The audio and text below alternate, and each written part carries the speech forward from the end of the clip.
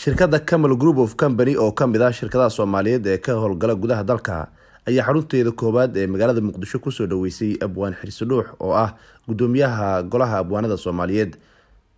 oo booqasho ku yimaaday xarunta koowaad ee Camel Group of Company kana mid noqday macaamiisha shirkadda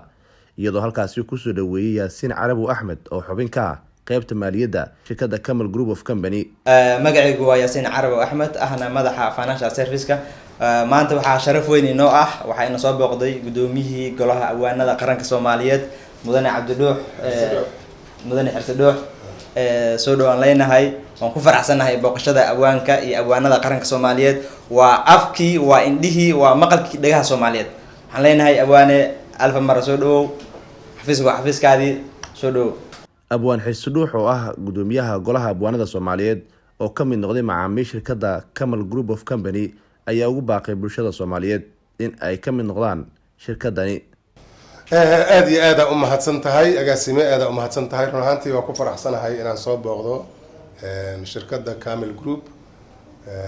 qaybteeda muxuu ahaa financial-ka walaalow badanaa ka jiray magaalada warar badanaa isdhex maray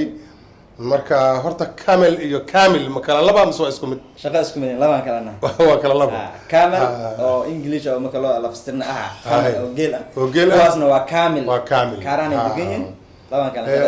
waan ku kalsoonahay in shirkadani ay tahay shirkad ganacsiga oo sarifka caalamiga si fiican u taqaana aadan ugu kalsoonahay